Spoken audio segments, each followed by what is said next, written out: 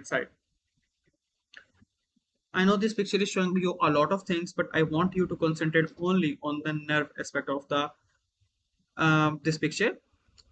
Here, all of the muscles of the face are being supplied to the facial nerve. The facial nerve is exiting the base of the skull by stylomastoid foramen. We will revise the nerves again in the cranial nerves portion. And here it is coming out.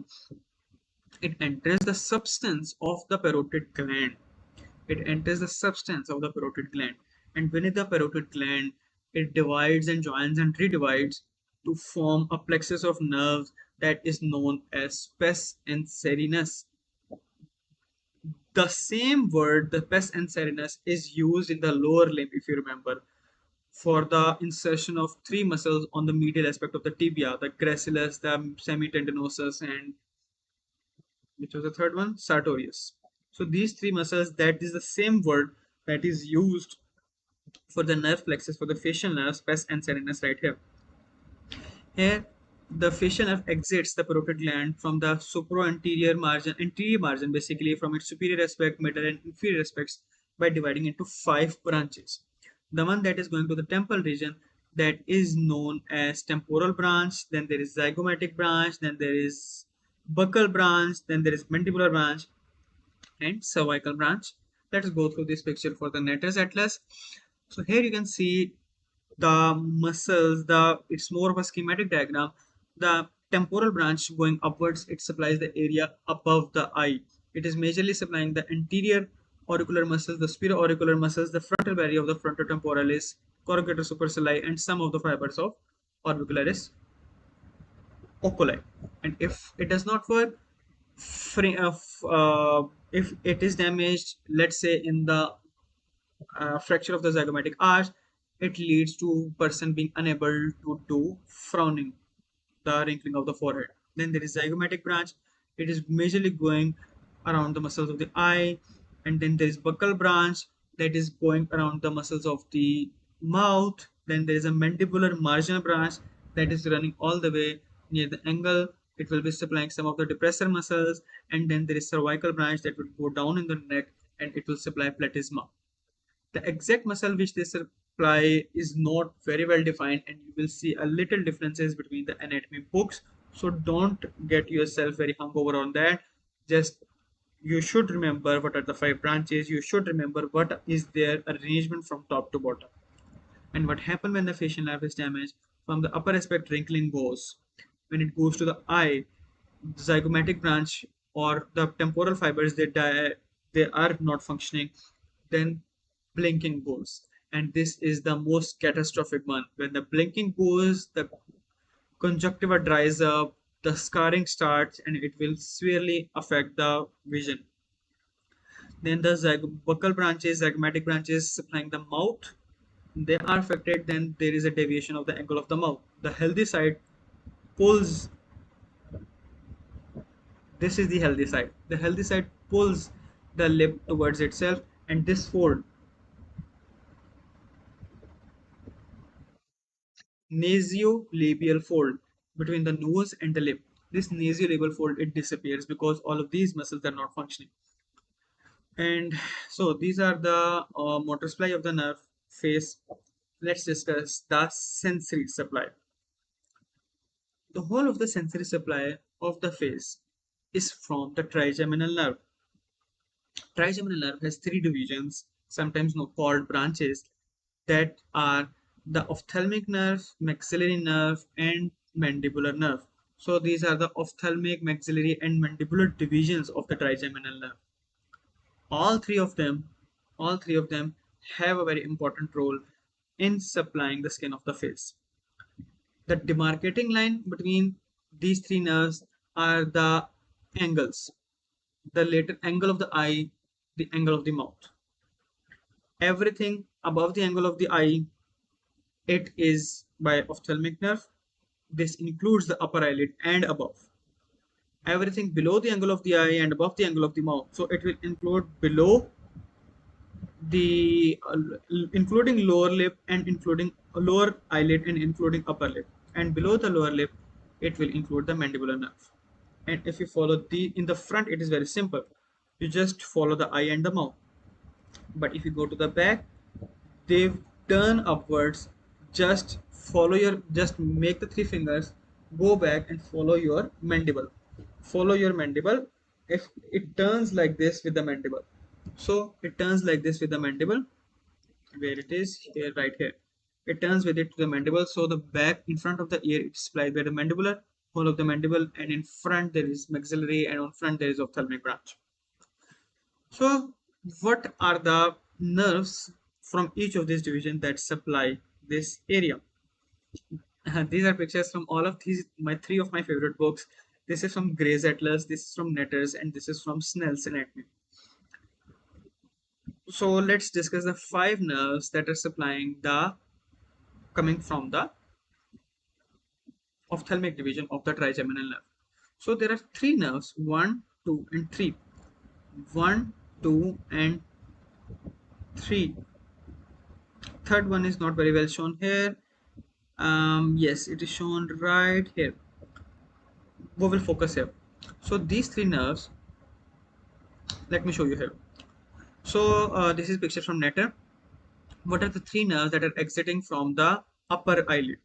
The one that is most medial, just above the medial angle of the orbit, that is called the supratrochlear nerve. This one, supratrochlear nerve, it is coming from the most medial aspect of the supraorbital margin. Why it's called supratrochlear nerve? Because it's a trochlea inside that helps in the curving of the superior oblique muscle. We will go into the detail when we'll discuss the orbital cavity. So this is the supraorbital. This is the one that is near the midline. Its supply usually ends near the hairline or a little above it. The one that is lateral to it, 1/3 of the way lateral to the medial angle. And here, if you palpate yourself, you may be able to find this notch. I am able to palpate on myself. This is the supraorbital notch. In some people, a notch is found. In some people, a foramen is found. There, the nerve that is exiting is called supraorbital nerve. It is coming out from the supraorbital part, supraorbital notch and foramen. So it is just lateral to the supratrochlear, and it is the one, the larger one. It goes further beyond the midline, further beyond the hairline. It goes almost up to the vertex. Then here a little nerve is shown right here. This is called the lacrimal nerve. Lacrimal nerve is the one that is supplying the lacrimal gland on the lateral aspect of the eyelid, and it is the nerve that is supplying the lacrimal gland and the eyelid beyond it. So we have done three nerves. All of three of them are on the medial, middle, and lateral aspect of the upper eyelid. Then we are left with two. The two, that is infratrochlear nerve. Just like that, there was a nerve exiting the medial angle above the trochlea. There is a nerve that is exiting the medial and below the trochlea. That is called infratrochlear nerve. And then there is external nasal branch of anterior ethmoidal nerve. It has a very long route that is we will discuss in the with the cranial nerves, and we will discuss it partially in the nose. So these are the branches of the facial nerve. All of these are ultimately branches of ophthalmic division, supraorbital and supratrochlear. These are coming from the frontal branch of supraophthalmic division.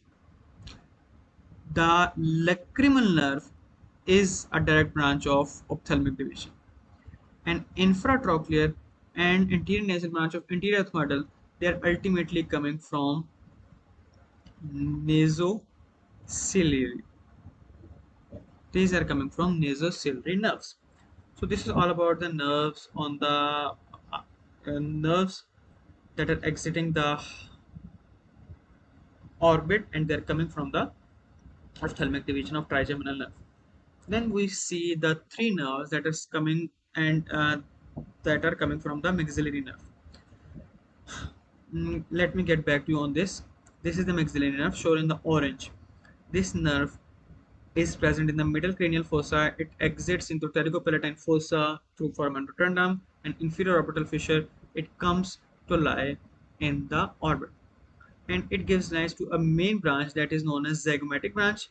And zygomatic branch gives rise to two branches: zygomaticofacial, zygomaticotemporal. As you can see from the name, zygomaticofacial comes from the anterior aspect of the face to the front of the cheek. and zygomatic temporal goes behind to the back, and it opens into this temporal fossa. And we are left with infraorbital nerve. It runs on the floor of the orbit, goes through the infraorbital canal, comes out to the infraorbital foramen, and it comes to the front of the cheek, and it is the nerve that supplies the whole of the front of the cheek from the lower eyelid to the upper lip. So this is the infraorbital nerve. Let me get one thing.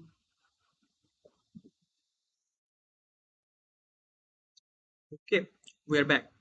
So this is the infraorbital nerve, and these are the three divisions, and it can be seen. This is the zygomaticotemporal exiting from the temporal fossa, zygomaticofacial coming from the front of the cheek, and infraorbital nerve coming from back. Yes, here is the one thing that I did not discuss in the face.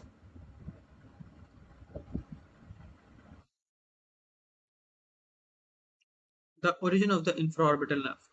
Here we talked about the two labii muscles, levator levator labii superioris, and levator labii angulioris.